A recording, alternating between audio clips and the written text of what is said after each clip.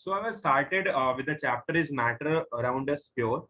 So in that I told you the classification of it. First of all, I told you about the matter in the first chapter. What is matter? That is containing mass and having some space. And also I told you a number of things in matter, just like solid state, gaseous state, liquid state, and also I told you plasma state of matter and Bose-Einstein condensate. So I told you 5 state of matter and everything I told you in the brief. So in the second chapter, I was starting with is matter on the pure. So in that, first of all, I told you classification of matter. In the first chapter, in the first chapter, I told you classification of matter. In that, pure substance. So pure substance was a substance that was having homogeneous material, which contains particle of only one kind and has a definite set of properties. It is called the pure substance. So in pure substance, there was 2 types. First type was element, because in our periodic table, number of elements was there like 118 element right now in our periodic table. So every element is a pure substance. And I told you also some definitions around periodic table. So in that liquid state, solid state, and gaseous state also possible in the matter part. So in the element, I told you a pure substance which cannot be subdivided into 2 or more simpler substance by any physical or chemical means is called an element. So we cannot break any of the element, because like a element is iron. So if we will break it in the 2 part by any physical means. So we have 1 kg of iron, and we are breaking it by any physical mean, like we are breaking it by some external pressure or some external conditions. So like we have now 2 parts of half of kg of the iron. Okay, so in the both part, iron is having some mass, but both will be called as iron, because we are just separating out it. If we will just again break it in the 2 part, so 1/4 part and 1/4 part we will get. And after that, when we again break it, then 1/8 part and 1/8 part we will have. So we will be breaking it again and again, but the element, but the substance that is forming after the breaking it, after subdividing it, uh, the same thing is forming. So iron is breaking in the second part, like half iron has been found, again breaked, so 1/4 part has been found, again break, 1/8 part has been found, but every substance will be as it is iron. We cannot subdivide it in any other substance. We cannot change it. Okay, so it was iron. In any chemical reaction, it cannot be changed to anything. Yeah, I told you 2 things. What is chemical change? Physical change and chemical change. So I'm telling you about that. Physical change and chemical change. So physical change was uh, a temporary change, and the chemical change was a permanent change. Physical change can reverse, but chemical change generally not reverse. Yeah, some reversible reactions also there in the chemical equilibrium and also some in chemistry topics, but generally reactions are not reversible in normal conditions. But the physical change can easily be convert in each other, like solid to gaseous state can be converted like by the sublimation process, solid to liquid state by the heating, and liquid to gaseous state by heating, and gases to liquid by cooling, and liquid to solid by cooling. So we can do everything, but uh, it's a temporary change. Okay, but the chemical change was the permanent change. It cannot again reverse to its initial condition. Like we are just changing from one state to other state in the chemical change, like a substance hydrogen and oxygen is just reacting to each other and forming a compound like H2O. So H2O is water. Water is a compound. I told you about the compound. I will just giving you a revision, but just think about it. Water is a compound, and water is having the 2 hydrogen and 1 oxygen. So 2:1 ratio is there of hydrogen and oxygen. So generally, water will be having the liquid state at the normal temperature, but it will not be reversed to its initial condition in the normal conditions. So 2 different types of particle, hydrogen and oxygen, both were in the gaseous state, and both were react. So a compound has been formed, that is liquid, and liquid is having water, and water is formed, and water is having the liquid state. So generally, liquid cannot again back to its gaseous state because it's a chemical change. So chemical change is a permanent change. So in the part of periodic table, I told you about the periodic table also. I showed you number of elements in that. So I'm just again showing you periodic table.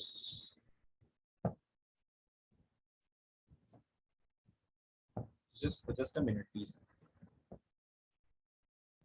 Google is working. Just wait a minute.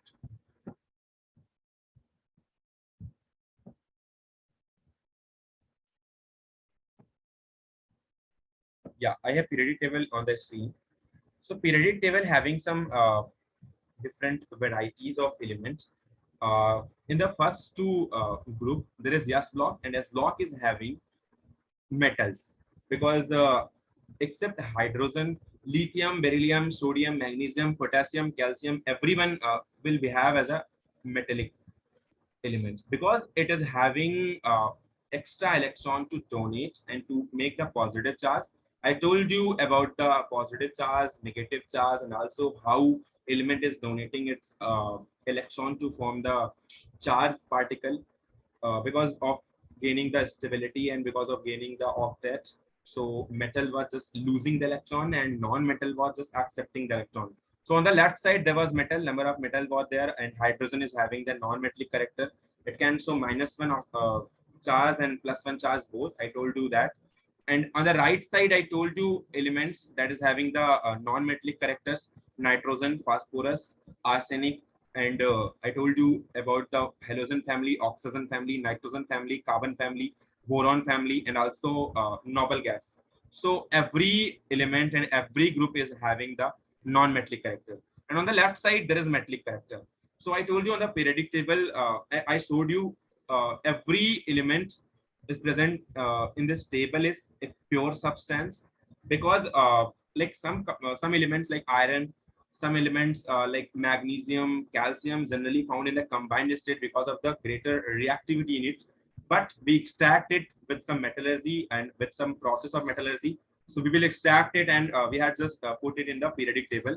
Now we are getting elements not as a metal, non-metal, and metallites. I told you a concept of metallite. Metalloid is having the metallic and non-metallic both properties, and I told you about the series where aluminium was there. Actually, BSIE, GEAS, SBTE, or and AT was there. So I told you to remember the periodic table about the when we were having the metallic character and non-metallic character both.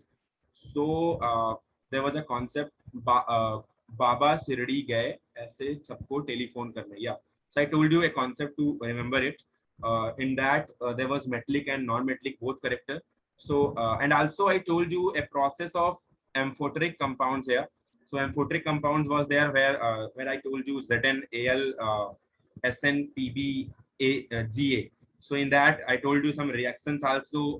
In that there was acidic behavior and basic behavior both because that was just replacing hydrogen gas from the acidic compounds, and also that was reacting with some basic compounds. So I told you amphoteric compound also and amphoteric metal also. That was the oxide of amphoteric metal was reacting and that was amphoteric oxide that is having the basic and acidic both qualities. So I told you about that. Okay. So all the things I told you about the periodic table is that metallic character, non-metallic character, amphoteric metal, and also I told you some element that is having the metallic and non-metallic character both. That is the name as metalloid. Okay. And also told you about the charge. Fluorine series is having like halogen family is having the -1 charge, oxygen family is having the -2 charge, nitrogen family is having the -3 charge, and lithium family just like S block first element, first group, it's alkali metal, and the second is called as the alkaline earth metal, and +1 and respectively +1 and +2 charge will be for the S block.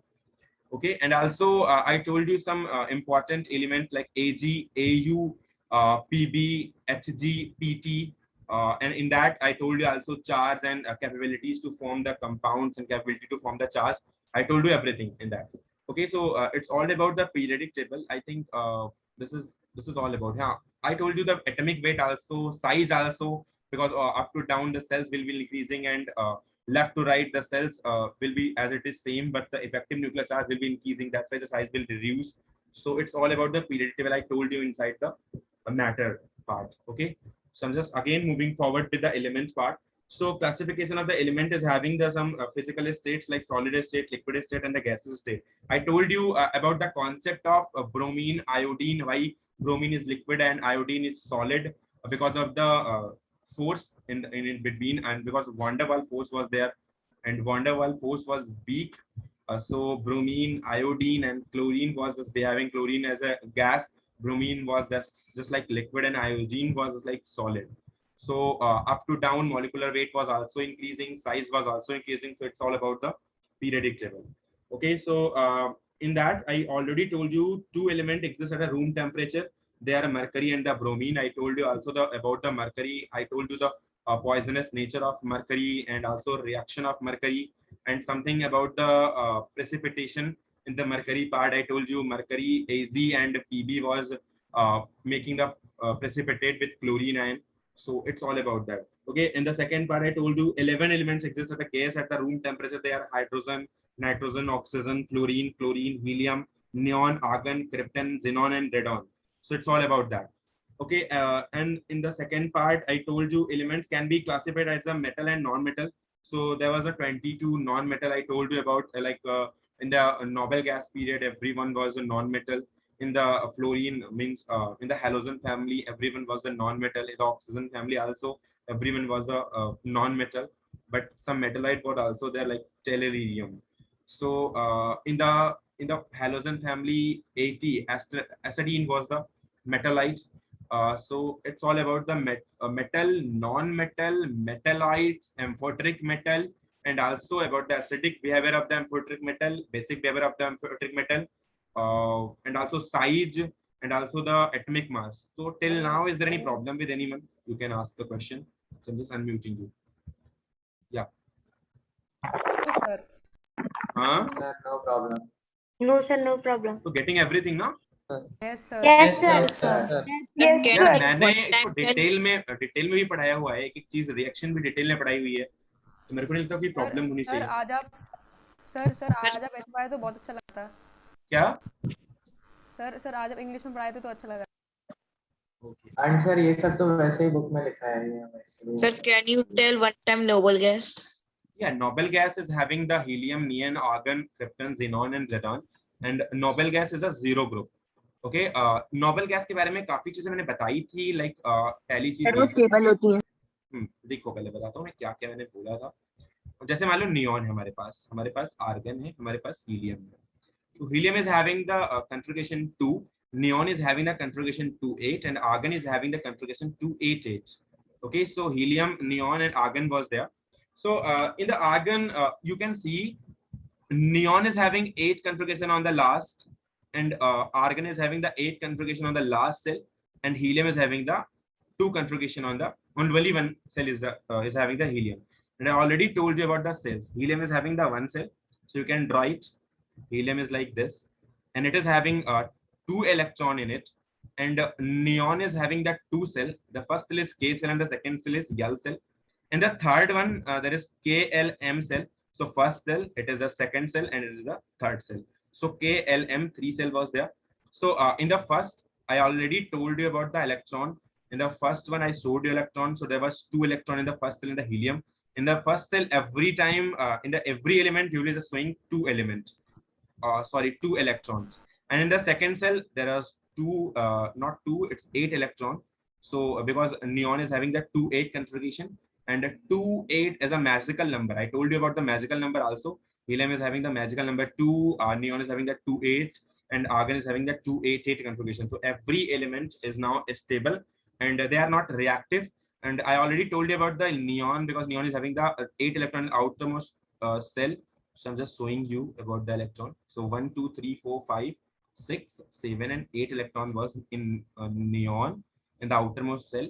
So inside cell was, inner cell was called as K cell, outer cell was called as L cell. So K cell was inner, and the L cell was the second cell. I told you about the cells K, L, M, N, O. I told you cells. So this was the first cell, second cell, third cell, fourth cell, and fifth cell. So in the neon, there are 2 cells, K and L cell. In the helium, there was only 1 cell, and in the argon, there was 3 cells, because KLM 3 cell was there. So in the K cell there was 2 electron, in the L cell there was 8 electrons. So I showed you about 8 electron in the argon, just like this. Okay, and in the outermost cell there was also 8 electrons. So 288 configuration will be there. Okay, just wait. I'm just giving you some extra concept in it. So in the argon, you are seeing that there are. Please mute yourself there. Otherwise, leave the class, please. Yeah. So 8 electron in the outermost cell. In the neon part, 8 electron in the outermost cell, and in the helium part, 2 electrons outermost cell. Because in the helium only one cell is present. So I'm just showing you 8 electron is already been completed in the argon. That's why it cannot accept more electron, and it is not necessary to do anything extraordinary process in the neon. So neon and argon, krypton, xenon, radon, and the helium generally not make the bond. But yes, sometimes it's make the bonds, like XgF2 also exists, YgF6 also exists. So sometime it will be making the bond, but not every time. So whenever the noble gas part will be contributing as a bond part, then there will be covalent bond, and also sometimes coordinate bond will be there. So number of times coordinate bond it forms, and coordinate bond like donation of electrons. So have you idea about the coordinate bond? No, sir. No, sir. No, sir. Okay, Sir. just giving in one line. If any element is having extra electrons or extra lone pair present, I told you about the lone pair. Yes, Yes, sir. Lone So, pairs is means the combination of 2 electron, because electron is having the property to make the combined part, because electron always want to be in a couple.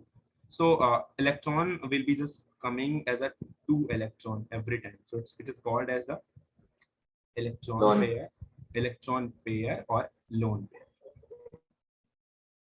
like this. Okay, so sometimes for making the bond and for just stabilize the other element, some element just donate the 2 electron pair to some other elements to form the bond. Just like in the oxygen, just giving you a concept, oxygen is having the 6 electron like this in the outermost orbital. You have the idea about oxygen now, because 2 6 is the Yes, sir. configuration. So 6 electron is having the oxygen. अगर किसी को समझ नहीं आ रहा तो tension की बात नहीं है कोऑर्डिनेट बॉन्ड की, आगे चल के समझ में आ जाएगा, और जबरदस्ती के क्वेश्चन की जरूरत नहीं है. अगर आ रहा है तो कोई बात नहीं है, अभी बस जस्ट मैं इंफॉर्मेशन दे रहा हूँ, तो इसको सही से समझने की कोशिश करना, क्योंकि काफी चीजें बतानी है. अब ऑक्सीजन में अगर 6 इलेक्ट्रॉन्स है, यहाँ पर भी 6 इलेक्ट्रॉन है, तो this oxygen can make the covalent bond here to just with the share. I already told you sharing of electron is called the covalent bond. Yes, sir. Yes, sir. If bond is just formed just because of sharing of electron, then that will be called as the covalent bond. Just like O2. O2 was just sharing the electron and to make the covalent bond, just like this. 2 electron was here, 2 electron was here. So another O2 was having the 2 electron on the center. So it was just sharing the electron to make the O2 part. So 2 bond can be formed oxygen and between oxygen and oxygen. Okay. So in the just wait. And in oxygen and oxygen already 2 bond has been formed. Now one oxygen is remained, so it cannot share the electron, because if it will share the electron, then what will happen? If it will share this oxygen will share the electron with this oxygen, then this oxygen will be having that overall 10 electron, because already it is having that 8 electron. You can see 1 2 3 4 6 7 and 1 2 3 4 5 6 and 7, and already it is having the 8 electron. So if we will share the electron with 2 oxygen like this, if it will share like this to make a bond, so what will happen? It will also be sharing the electron from here. So total electron in the centered oxygen will be having only 10, because 1 lone pair, 2 lone pairs, 3 lone pair, 4 lone pair, and 5 lone pair. Overall it is having, because this was 1, this is 2nd, this is 3rd, this is 4, and this is 5th. So 5 into 2, so total 10 electron will be there. That's why what does this this oxygen do? Just see it. The oxygen will form a bond between another oxygen, just like this. Just 1 minute, like this. this oxygen will also be forming the bond like this. But this oxygen will be just donating the electron pair to another oxygen to complete the octet, because this oxygen is having the 6 electron, and it is there is a extra need of 2 electron to form the 8 electron in the oxygen, and also to complete the octet. So this oxygen will just donate the 2 electron and will not accept anything. So this is the arrow formation of bond, is called as the coordinate bond. So in the next class, you will just see about coordinate bond. Maybe I'll tell you, but till now it is not your syllabus. So I'm just not telling you. In the next class, I'll tell you. Maybe tomorrow, if there will be any class, I'll tell you about the coordinate bond, because I was just thinking about coordinate, covalent, and ionic bond should be just. Sorry. Sir, Yeah. sir, can you Sorry. I am just asking that ये जो आपने अभी coordinate bond पढ़ा है exam में आप No. I'll just giving you information because I was Okay, just sir. thinking about it. excuse me, sir? Yes. Sir, I have doubted to finding magical number. Sir, can you tell one time? I told you, na. Sir, Because but I forgot. I'm Beta, not. what can I do if you forget that? Just try to see the recording. Na? I'm just revising everything. Just giving you from my side. Whatever I will do, just you will see that I'm just giving you recording. I'm just giving you yeah, everything. Yeah, I just Only- given you 2 Can channel you already. process? Sorry. Sir, can you only the process? Yeah, I'll give you ionic bond formation. So in that you can see the process.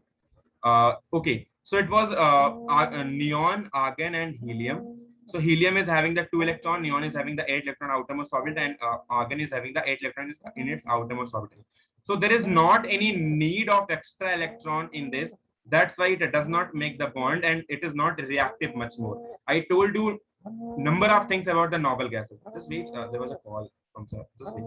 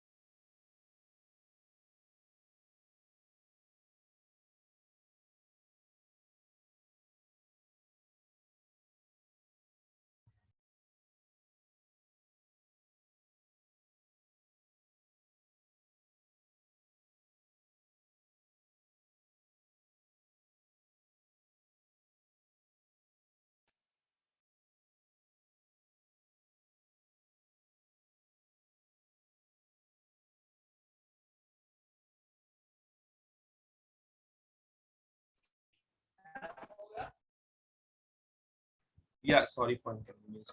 So yeah, so I told you number of things about the noble gases. So I think it is enough for you. Is there any problem with anyone? No, sir. No, sir. No, sir. No, sir. Excuse me, sir. Yes. Sir, can you please repeat Mercury's concept?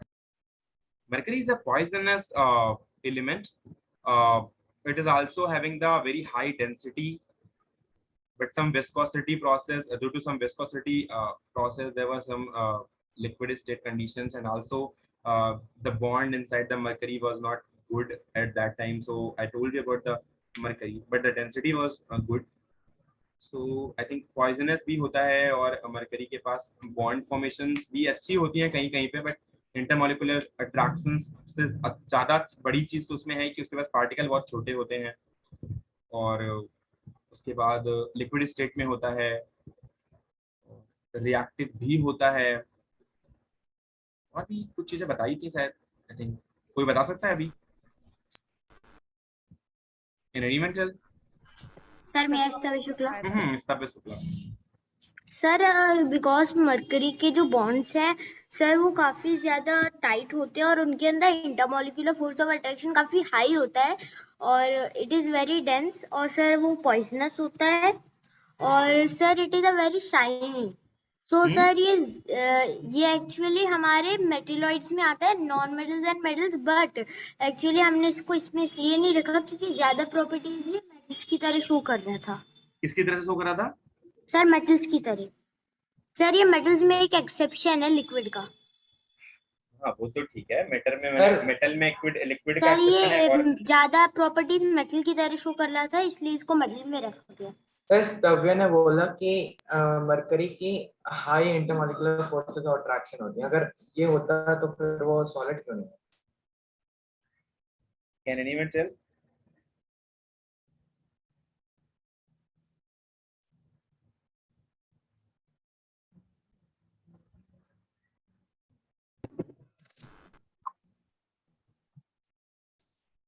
Hello बेटा, mercury जो होता है वो एक noble gas की तरह से behave करता है, सच बताएं तो, और अच्छा खासा रिएक्टिव नहीं होता जो आप बोल रहे हो, ये मतलब रिएक्शन बहुत कम होती है इसकी।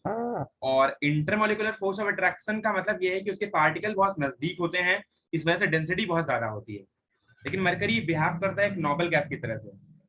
बहुत ज्यादा उसकी डिफिनेशंस तो नहीं है कि मतलब अब अंदर जाके बहुत ज्यादा बताई जाए, लेकिन हाँ वो नोबल गैस की तरह से बिहेव करता है। और उसके पास मेटल क्वालिटी इसलिए होती है क्योंकि पॉजिटिव चार्ज बनाता है, क्योंकि मैंने पॉजिटिव चार्ज स्टार्ट से बोला हुआ है, इस ब्लॉक के अंदर पॉजिटिव चार्ज होते हैं, और उसके बाद जो भी मेटल्स होते हैं उनके पास पॉजिटिव चार्ज बनाने की एबिलिटी होती है कि वो इलेक्ट्रॉन को शेयर करते हैं, सॉरी डोनेट करते हैं टू फॉर्म द स्टेबिलिटी, और ऑक्टेट को कंप्लीट करते हैं अपने, या फिर ऑक्टेट कंप्लीट नहीं तो फिर कैसे भी अपनी सेल्स को कंप्लीट करने के लिए वो इलेक्ट्रॉन डोनेट करते हैं, एक्स्ट्रा इलेक्ट्रॉन के पास होते हैं।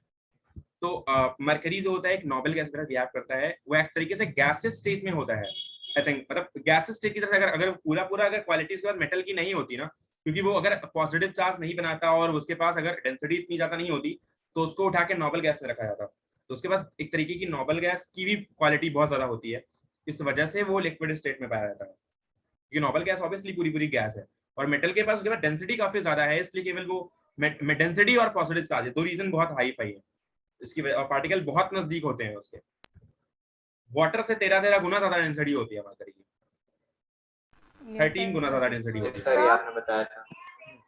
सर या क्या एनीवन? फिर से बता सकते हैं एटॉमिक वेट कैसे फाइंड करते हैं? या I can tell you, but atomic weight का आपका चैप्टर पूरा आएगा, क्यों टेंशन ले रहे हो? एटॉमिक स्ट्रक्चर ही आएगा पूरा। क्या? अदरवाइज सर टाइम नहीं बचेगा सर, आप कंटिन्यू कीजिए। हाँ, सर आप क्या बता रहे थे अभी? कुछ नहीं है, फिर से सर start नहीं, कर। आप कुछ बोलने वाले थे लेकिन फिर किसी ने इंटरप्ट कर दिया। नहीं कुछ नहीं, बस एटॉमिक स्ट्रक्चर आएगा तो एटॉमिक वेट डिस्कस कर लेगा, लेकिन फिर भी देख लो एक बार, अगर एटॉमिक वेट जानना ही है तो देख लो एक बार, बस मैं नॉर्मली बता देता हूँ। जो number of protons plus number of neutrons होते हैं उनको बोलते हैं एटॉमिक वेट या फिर टोटल एटॉमिक वेट, ठीक है, नंबर ऑफ प्रोटॉन्स। अब किसी के सेंटर पे, अब आपको मैंने पहले भी सेल्स के अंदर बताया हुआ है कि सेंटर के आसपास, केवल सेंटर के अंदर जो होते हैं वो प्रोटॉन्स और न्यूट्रॉन्स होते हैं, और इलेक्ट्रॉन आउटवर्ड सेल्स में होते हैं। तो अब अगर सेंटर के पास, और एक बात और भी बार बार एटॉमिक स्ट्रक्चर में, अभी तो एटॉमिक स्ट्रक्चर ज्यादा कुछ पढ़ा नहीं है तो आपको नहीं पता होगा, हालांकि 7th क्लास वालों ने पढ़ा है, क्योंकि आपने भी पढ़ा होगा, लेकिन हमसे नहीं पढ़ा, मुझे नहीं पता कैसे नहीं पढ़ा, क्या नहीं आता, कैसे नहीं पता होता है, पता नहीं, लेकिन क्लास 7 के बच्चों को ये जरूर आता है क्योंकि मैंने इनको पढ़ाया हुआ है अच्छे से। तो सेंटर पे पूरा जो मास होता है वो सेंटर की तरफ होता है, उसको हिंदी में बोलते हैं सेंटर पे ही वो केंद्रित होता है पूरा मास, और अगर जो बाहर का पार्ट होता है ना वो पूरा हॉलो होता है, इसीलिए जो ज्यादातर मास होता है वो सेंटर पे होता है। इसलिए हम जब एटॉमिक मास को कैलकुलेट करते हैं तो उसमें इलेक्ट्रॉन को काउंट नहीं करते, बल्कि प्रोटॉन और न्यूट्रॉन को काउंट करते हैं, क्योंकि सेंटर पे ही पूरा मास उनका होता है, रखा हुआ होता है, और पूरा पार्ट जो होता है बाकी का वो हॉलो होता है, और इलेक्ट्रॉन उसमें मूव कर रहे होते हैं सेल्स के साथ और ऑर्बिट्स के साथ। और इसीलिए प्रोटॉन्स, नंबर ऑफ प्रोटॉन्स और नंबर ऑफ न्यूट्रॉन्स का हम एडिशन लेते हैं। जैसे मान लो 11 यानी 23 है, तो यहाँ पर अगर हमें पता है कि इसका वेट है 23 और एटॉमिक नंबर है 11, तो मैंने आपको बताया हुआ कि न्यूट्रॉन्स कैसे निकालते हैं। न्यूट्रॉन्स, क्योंकि एटॉमिक वेट जो एटॉमिक नंबर है, Yes, sir. एटॉमिक नंबर की वैल्यू आती है सीधे नंबर ऑफ प्रोटॉन के बराबर। नंबर ऑफ प्रोटॉन्स जितने होते हैं उतने ही एटॉमिक नंबर होते हैं। और अगर आपके पास, क्या बोल रहे हो सर 23 माइनस 11 हो जाएगा तो 23 माइनस 11 हो जाएगा, क्योंकि 11 उसका ऑलरेडी एटॉमिक सर नंबर है। एटॉमिक नंबर में प्रोटॉन्स भी और इलेक्ट्रॉन्स भी होते हैं ना? बेटा Number of इलेक्ट्रॉन्स protons. तब होते हैं जब एटम जो आपका है वो एक चार्ज पार्टिकल को कंटेन नहीं करता, मतलब कि वो एक न्यूट्रल पार्टिकल है। अगर न्यूट्रल है तभी होता है। नंबर ऑफ इलेक्ट्रॉन और नंबर ऑफ प्रोटॉन की वैल्यू तभी सेम होती है सर जब 12 आ जाएगा सर। इसका 12 क्या 12 आ जाएगा? सर Na का। न्यूट्रॉन्स ना? Yes sir. मैं न्यूट्रॉन का क्वेश्चन नहीं पूछा था, मैं बता रहा था केवल। तो बेटा इतना टाइम नहीं है कि आप क्वेश्चन करोगे अभी। तो प्रोटॉन और न्यूट्रॉन का वैल्यू निकालना है। अगर कभी भी क्वेश्चन आता है तो एटॉमिक नंबर के बराबर सीधे से नंबर ऑफ प्रोटॉन होता है, और atomic number of proton plus number of neutron के बराबर होता है एटॉमिक वेट। तो दोनों को ही हम कैलकुलेट कर सकते हैं, कोई दिक्कत? No sir. और अगर आपको नंबर ऑफ इलेक्ट्रॉन्स भी निकालने हैं, मान लो अगर ये यहाँ पर Na+ है, क्या कोई बताया था कि इसके पास number of protons number of electrons कितने हैं? सर नंबर ऑफ प्रोटॉन्स होंगे 11 और नंबर ऑफ सर न्यूट्रॉन्स होंगे सर नंबर ऑफ न्यूट्रॉन्स होंगे 12 और सर इसमें इलेक्ट्रॉन्स होंगे वो 12। गलत। कोई और? सर प्रोटॉन सर भी उसे सब 12 कुछ सही होंगे बताया, और लेकिन न्यूट्रॉन एक एक number बच्चा of नाम बोल के electrons बोलो यार, नाम बोल के बोलो प्लीज प्रोटॉन प्लीज यार, प्लीज वेट, नाम बोल के बोलो। कौन बोल रहा है? तीर्थावी शुक्ला। हाँ बोलो। सर इसमें जो प्रोटॉन्स होंगे वो हमारे 11 होंगे और जो न्यूट्रॉन्स होंगे वो हमारे 12 होंगे। और इलेक्ट्रॉन्स? सर इलेक्ट्रॉन्स 11 हो 11 10 होंगे 10 होंगे। कोई और बताएगा it सही will से? be 10 सर इलेक्ट्रॉन्स 10 हो जाएंगे बस, और सब तो यार सही। क्लास 7 के बच्चे को पता है, अगर आप नहीं बता पाए तो मतलब इससे ज्यादा सम की बात कुछ है नहीं। सर मजाक नहीं 10 कर रहा। होंगे क्योंकि वो एक दे देगा। क्लास 7 के बच्चे को आपने पढ़ाया। प्रोटॉन जैसे बेटा क्या? सब पढ़ाया यार, सब क्लास में बताया यार मैंने। मतलब पढ़ा रहा था मैटर और पढ़ा दिया पूरी पीरियडिक टेबल, पूरा एटॉमिक स्ट्रक्चर, पूरी केमिकल बॉन्डिंग बता दी, और उसके बाद अभी तक नहीं बताया है कि इसके इलेक्ट्रॉन और प्रोटॉन न्यूट्रॉन क्या आएंगे। मतलब रिवीजन नहीं हो रहा है, और एक क्वेश्चन आ जाएगा फिर बोलोगे क्वेश्चन नहीं दिया, ये कर दिया वो कर दिया। बहुत सारे एक्सक्यूजेस देते हैं बच्चे, रात को कॉल करते हैं, कल मैं पूरा दिन इसी में बिजी रहूंगा, ये क्वेश्चन कहाँ से आ गया, वो क्वेश्चन कहाँ से आ गया। अब पता नहीं कहाँ से होता है, जब करोगे नहीं ऐसे न्यूट्रॉन प्रोटॉन कैलकुलेट करना नहीं आता। 3 बार तो क्वेश्चन पेपर में आ चुका यार ये, इसका मतलब कर ही नहीं रहे हो। रिकॉर्डिंग अलग से दे दी है, चैनल प्रोवाइड कर दिया, नहीं होता तो नहीं होगा भाई। नंबर ऑफ, अब देखो यहाँ पर अगर Na+ है, Na+ के पास आपको पता है कि 11 Na23 होता है, तो पता ही होगा ना यस सर। भैया। 11 Na23 मतलब कि इसका जो एटॉमिक नंबर है 11 है और इसका एटॉमिक वेट 23 है। अब Na+ लिखा हुआ है, पहली बात मैंने आपको बताया कि क्योंकि सेंटर के पास पूरा प्रोटॉन सेंटर के पास होता है, और अगर सेंटर में प्रोटॉन बहुत ज्यादा अट्रैक्टेड रहते हैं, अगर अंदर होते हैं, तो कभी भी प्रोटॉन बाहर नहीं निकलता, वो सेंटर के अंदर ही होता है और उसका सॉलिड पार्ट होता है उस एटम के अंदर, तो वो कभी प्रोटॉन को इधर उधर नहीं कर सकते। तो प्रोटॉन चाहे वो उसमें प्लस चार्ज आ जाए, चाहे 20 नेगेटिव आ जाए, चाहे 20 पॉजिटिव आ जाए, चाहे कोई से भी चार्ज आ जाए, चार्ज आने जाने से प्रोटॉन पे कभी फर्क नहीं पड़ेगा, दिमाग में रखना। केवल रेडियो एक्टिव एलिमेंट्स ऐसे होते हैं जो प्रोटॉन्स और इलेक्ट्रॉन को रिलीज या न्यूट्रॉन को रिलीज कर सकते हैं, और उनका अलग कॉन्सेप्ट है जो सिलेबस में बिल्कुल नहीं है, तो उसके बारे में टेंशन लेने की जरूरत नहीं है। अभी का जो बता रहा हूं कि प्रोटॉन्स में कभी चेंज आएगा ही नहीं, तो क्वेश्चन जो भी मिले प्रोटॉन में कभी चेंज नहीं करना। जो भी एटॉमिक नंबर है, चाहे प्लस चार्ज है चाहे माइनस चार्ज है, सीधे एटॉमिक नंबर के बराबर प्रोटॉन को लिखना है, मतलब प्रोटॉन इज इक्वल टू 11 हो जाएगा। कोई दिक्कत? नो अगर अब इलेक्ट्रॉन को निकालना है, पहले तो न्यूट्रॉन निकाल लो। अब प्रोटॉन अगर 11 पता चल गया है तो ऑब्वियसली 23 अगर होता है इसका एटॉमिक वेट, और अगर प्रोटॉन प्लस न्यूट्रॉन की वैल्यू अगर 23 है, क्योंकि मैंने बोला कि दोनों का एडिशन 23 आता है, तो न्यूट्रॉन की वैल्यू आराम से 23 माइनस प्रोटॉन कर दोगे, सीधे सीधे, दिक्कत कोई नहीं होनी चाहिए। 23 माइनस 11 मतलब की ये वैल्यू 12 आनी चाहिए, तो आराम से इसकी वैल्यू मिल गई हमें, n की वैल्यू 12 मतलब न्यूट्रॉन की वैल्यू 12 आ जाएगी। अब अगर इलेक्ट्रॉन निकालना है, भैया एक बात बताओ, अगर कोई नेगेटिव थिंकिंग वाला इंसान आपके घर में घुस जाए मान लो, तो आप में नेगेटिविटी आएगी कि नहीं आएगी? मतलब अगर नॉर्मल कंसेप्ट बताओ, ऐसे ही मैंने समझाया एक बार, अगर नेगेटिव थिंकिंग का आदमी आपके घर में घुस जाए तो आप बताओ आपके अंदर नेगेटिविटी आएगी कि नहीं आएगी?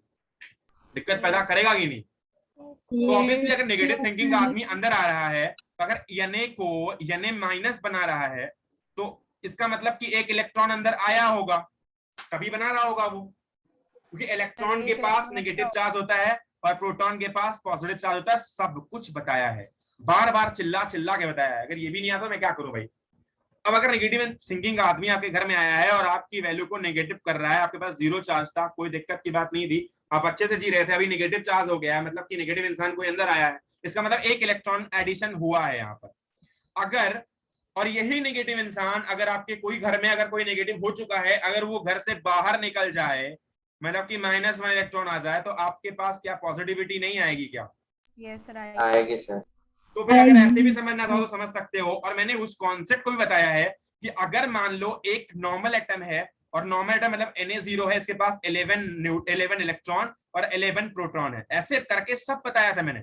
अब अगर इसके पास से एक इलेक्ट्रॉन चला गया तो इसके पास 10 इलेक्ट्रॉन और 11 प्रोटॉन बच गए। अब भैया 10 प्रोटॉन तो 10 इलेक्ट्रॉन को बैलेंस करेगा, मतलब 10 इलेक्ट्रॉन तो हावी है प्रोटॉन पे, चलो उसने 10 प्रोटॉन को बैलेंस किया, क्योंकि एक प्रोटॉन और एक इलेक्ट्रॉन एक दूसरे को कैंसिल करते हैं, लेकिन एक प्रोटॉन अभी डोमिनेटिंग है या नहीं है? यस सर क्योंकि भैया इसके पास मैंने ये भी बोला कि यहाँ पर +11 और -10 भी लिख के इसको निकाल सकते हो, नहीं बोला हो तो बताना।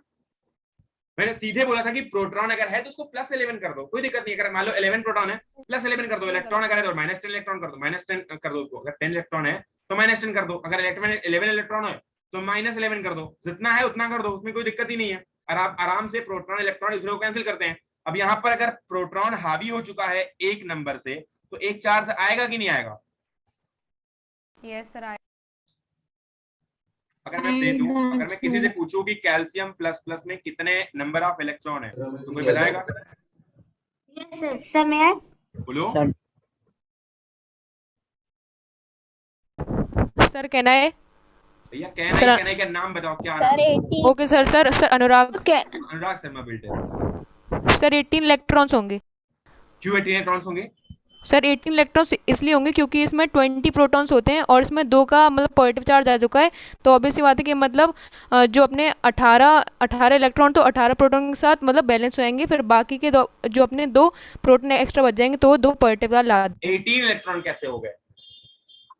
क्योंकि उधर 2 पॉजिटिव लगा है इसलिए 2 इलेक्ट्रॉन चले गए, तो वो Yes, हाँ, 20 obviously. - 80 20 18 minus sir 2 electron donate कर दिए हैं सर।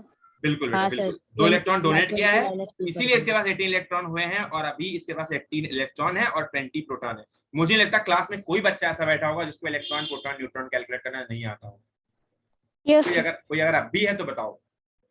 No, sir. आगे बढ़ू। Yes sir. Yes sir. उसके बाद हमने थोड़ी बात करी थी मेटालाइट्स की, सॉरी पहले तो हमने एलिमेंट्स के अंदर कुछ मेटालाइट्स की बात करी थी। मेटालाइट्स को लिखाया हुआ था ऑलरेडी, हमने याद करने का तरीका ही बताया था, तो वो तो आपको पता ही होगा कैसे याद करते हैं। कोई बताएगा क्या तरीका बताया था? जनाब वाली फर्क पड़ी। अरे वाह, इसको मुझे भी याद है सर अच्छे से। सर कहना है अनुराग मेटालाइट का बताना। हाँ बताओ। सर दिव्यांशु। दिव्यांशु बोलो। यस सर, बाबा गए श्रेणी ऐसे सबको टेलीफोन करने। हाँ, याद करने का तरीका भी बताया था मैंने। अगर नहीं याद कर सकते हो तो उस तरह से याद करना। और कोई अगर एडवांस्ड है तो अपने आप से याद कर सकते हो कि boron, silicon, germanium, arsenic, antimony. मुझे नहीं लगता कि इतना सिलेबस है और कोई इतना स्मार्ट बनने की कोशिश करेगा कि वो पूरा नाम याद करेगा, लेकिन फिर भी अगर किसी को करना है तो वैसे भी कर सकते हो। नहीं होता यार।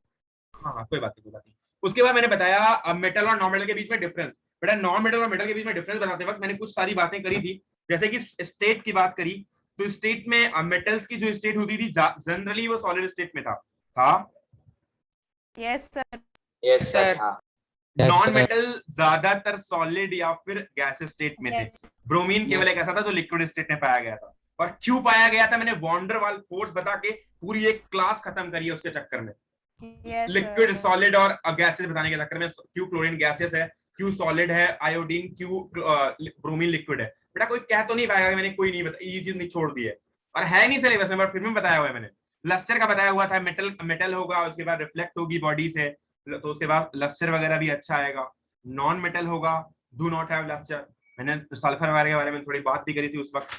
उसके बाद हमने जो इंपॉर्टेंट पॉइंट है वो मेल्टिंग पॉइंट, बॉइलिंग पॉइंट और डेंसिटी है। तो मेल्टिंग पॉइंट और एक और पॉइंट है कंडक्शन। तो 3 पॉइंट बहुत इंपॉर्टेंट है इसके। मैं बता रहा हूँ आपको क्वेश्चन भी इसी में से मिलने वाले हैं। एग्जाम में तो शायद नहीं आए, लेकिन बाद में तो पक्का आएंगे, या क्वेश्चन भी आएंगे एग्जाम में भी, मुझे नहीं पता, मैं तो ऐसे बोल रहा हूँ। तो पहले तो है मेल्टिंग पॉइंट है, बॉइलिंग पॉइंट।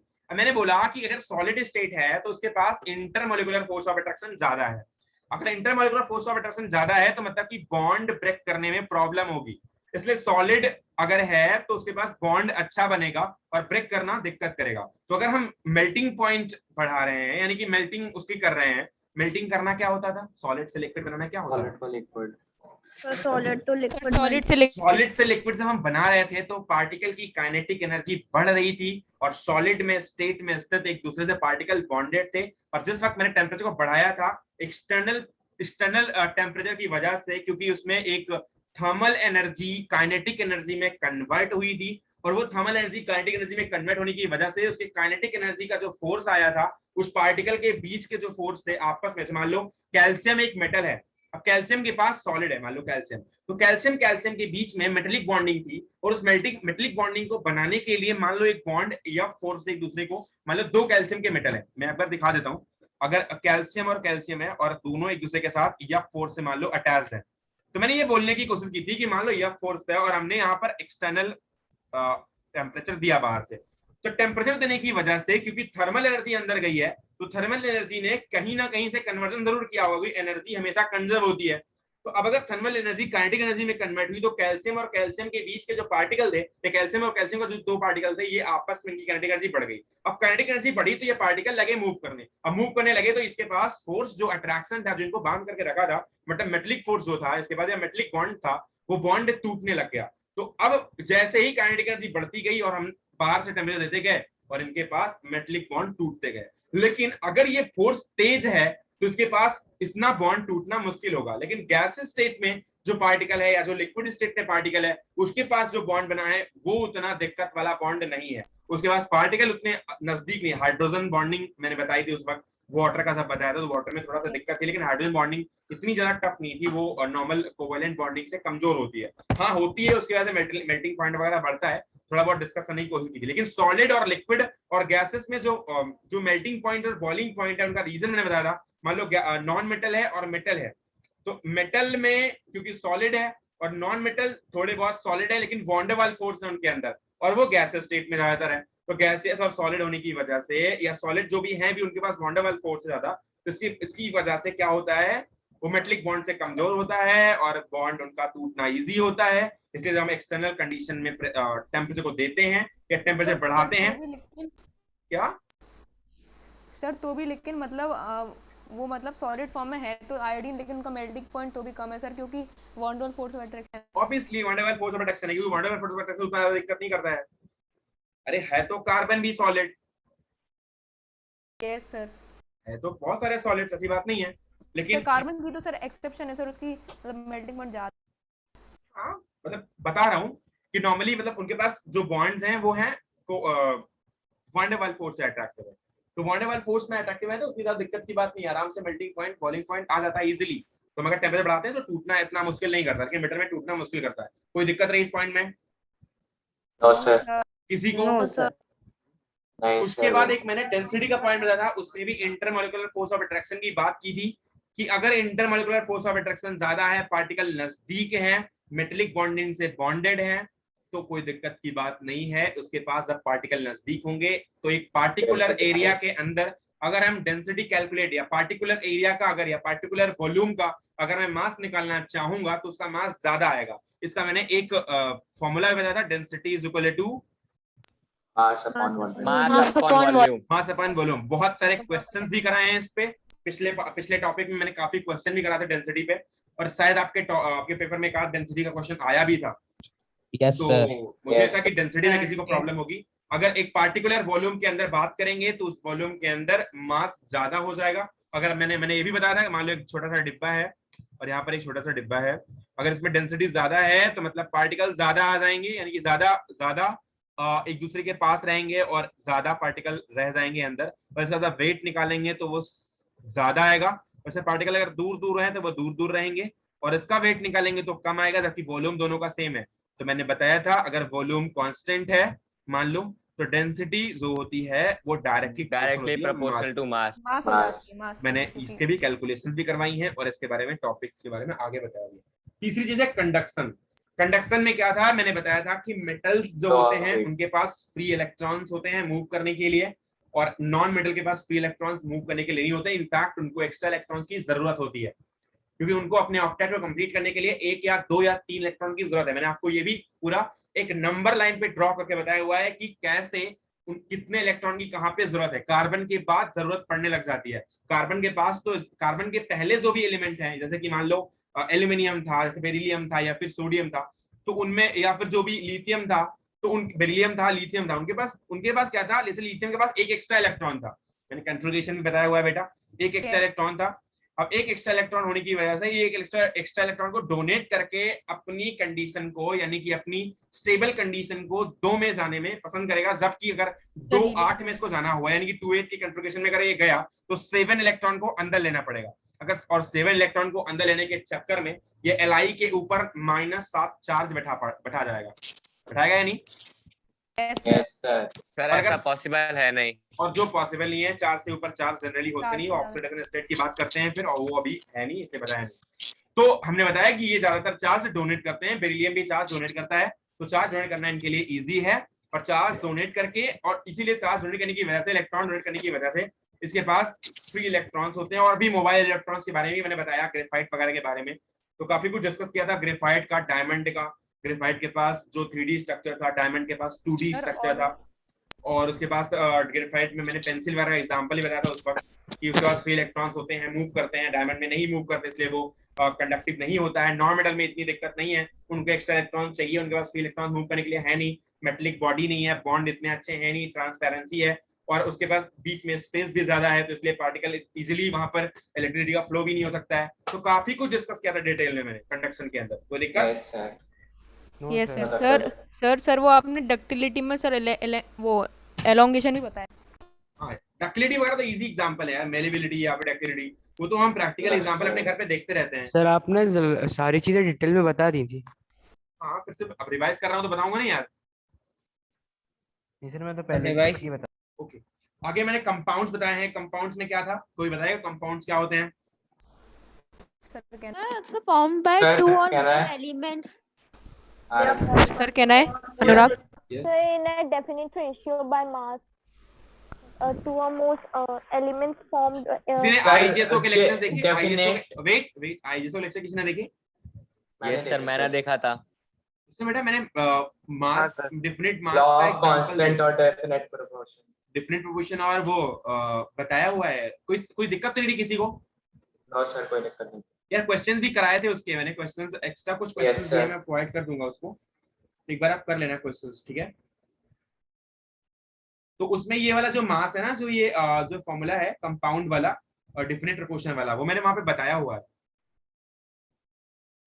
Yes sir. आवाज आ रही है? यस सर, बताया था आपने। Yes sir. तो कोई कंपाउंड की डेफिनेशन देना जल्दी से। सर 2 एलिमेंट्स जो डेफिनेट प्रोपोर्शन में हो। हाँ सर, और जिनको केमिकल मीन से चेंज ना करा जा सके। केमिकल मीन से चेंज ना करा जा सके, फिजिकल केमिकल मीन से चेंज ना किया, क्या बोला सर? फिजिकल नहीं सर, केमिकल नहीं, physical sir. Chemical and physical दोनों से सर हम उनको सर चेंज नहीं कर सकते। सर वो फिजिकली ब्रेक नहीं कर सकते हम, पर वो केमिकली ब्रेक कर सकते हैं। केमिकली ब्रेक कर सकता है। हाँ सर। Yes sir. वाटर को तोड़ने के लिए, जैसे वाटर से ऑक्सीजन निकाल, वाटर को तोड़ने के लिए अगर मैं चाहूँ तो क्या मैं वाटर को काटना चाहूँ तो कट जाएगा? या फिर कोई मेटल, मान लो नमक ही बन गया है, तो क्या सॉल्ट NaCl है, उसको मैं फिजिकली अगर मैं पीस दूं, या पीस के कितने भी छोटे छोटे पार्टिकल कर दूं, क्या आपको लगता है कि Na और Cl आपस में ब्रेक हो जाएंगे? No sir. No sir. वो नहीं ब्रेक हो सकते, वो पार्टिकल सर आपने अमोनिया का भी दिया था एग्जांपल। अमोनिया का भी एग्जांपल दिया था। तो अगर मान लो NaCl है, उसको हम केमिकली ब्रेक कर सकते हैं। NaCl को अगर मैं ब्रेक करना चाहूँ तो मॉल्टेन स्टेट में ले जाकर अगर मैं इलेक्ट्रोलिसिस करवा दूं, तो इलेक्ट्रोलिसिस करने के दौरान वो ब्रेक हो जाएगा, Na+ और Cl। ये क्लोरीन का बनाने का प्रोसेस भी है एक, आगे पढ़ोगे आप, क्लोरीन गैस निकालने का, क्लोरीन गैस पढ़ा था 8th क्लास में, 8th क्लास में शायद रहा होगा कि क्लोरीन गैस को बनाने का प्रोसेस भी है। NaCl को मॉल्टेन स्टेट से पास करवाते हैं तो Na+ और Cl2 गैस वहां पे फॉर्म होती है, Cl2 को हम कंडेंस कर लेते हैं, तो काफी कुछ है प्रोसेस के अंदर। तो हम अगर उसको केमिकली चेंज करेंगे तो हो जाएगा, लेकिन फिजिकली वो चेंज नहीं होगा। तो पहली बात तो उसका प्रोपोर्शन जो होगा, या फिर जो जिस प्योर सब्सटेंस के प्रोपोर्शन में होगा वो डिफिनिट होगा। और दूसरी बात है कि उसको हम केमिकली चेंज कर सकते हैं, फिजिकली चेंज नहीं कर सकते, वो एक कंपाउंड कहलाएगा। कई सारे एग्जांपल भी दिए उसके अंदर। फिर आगे मैंने बताया कि इनऑर्गेनिक कंपाउंड और ऑर्गेनिक कंपाउंड। इनऑर्गेनिक कंपाउंड वो होते हैं जो नॉन लिविंग सोर्सेज से मिलकर के बने हुए होते हैं, ऑर्गेनिक कंपाउंड वो होते हैं जो लिविंग सोर्सेज से मिलकर के बने हुए होते हैं। और ऑर्गेनिक कंपाउंड जनरली कंटेन करते हैं कार्बन को, जबकि इनऑर्गेनिक कंपाउंड कार्बन को कंटेन नहीं करते हैं, एक्सेप्ट CO2 और कुछ एग्जांपल्स और हैं। क्योंकि उनके पास NH3 हाँ, कुछ एग्जांपल्स हैं मैंने बताया। उसके बाद आगे बात करी एसिड बेस और सॉल्ट्स के बारे में। तो एसिड बेस सॉल्ट और हाँ, एसिड बेस सॉल्ट अच्छे से पढ़ लेना, मैं बता रहा हूँ फिर से, और उसके एग्जांपल्स भी बताया मैंने। अगर एडवांस लेवल मैंने एसिड बेस सॉल्ट बताया तो प्लीज पढ़ लेना अच्छे से, बाद में मत कहना कि सर दिक्कत हो गई है। तो एसिड बेस, सर हाँ सर आप एक बार ये बता सकते हो CO2 सर इनऑर्गेनिक क्यों होती है? CO2 का एक्सेप्शन है, वो एक्सेप्शन है, कुछ कार्बन का बॉन्ड उसके पास बनता है, और वो मैंने बताया था कार्बन और वो सॉलिड कार्बन और ऑक्सीजन से मिलता है हीट की प्रेजेंस में। कार्बन और हाँ, सॉलिड का भी एक रीजन है। और कार्बन और हाइड्रोजन जनरली जो ऑर्गेनिक कंपाउंड्स होते हैं उनके पास कार्बन और हाइड्रोजन दोनों प्रेजेंट होते हैं मैक्सिमम कंडीशंस में। तो मैक्सिमम कंडीशन में कार्बन हाइड्रोजन दोनों होते हैं। Okay sir. और एसिड बेस सॉल्ट्स पढ़ लेना सही से, मैं फिर से बता रहा हूँ, अभी एक रात का टाइम है। और उसके बाद मिक्सचर्स, हाँ, strong acid, strong base, weak acid, weak base, कौन से बेस, कौन सा हाइड्रोजन आयन ब्रेक करना, कौन सा हाइड्रोक्सिल आयन ब्रेक करना। तो आज के डिस्कशन क्लास में एक बहुत, यही मैं सबसे इंपॉर्टेंट चीज बता रहा हूँ कि एसिड बेस स्टार्ट करना बहुत जरूरी है, तो पढ़ के निकल मत जाना। उसके बाद आगे मिक्सचर, आज मिक्सचर पढ़ाया। उसके बाद मैंने मिक्सचर में बताया, डिफिनीशन बताई थी मैंने मिक्सचर्स क्या होते हैं। उसके बाद होमोजेनियस मिक्सचर और हेटेरोजेनियस मिक्सचर बताया है क्या होता है।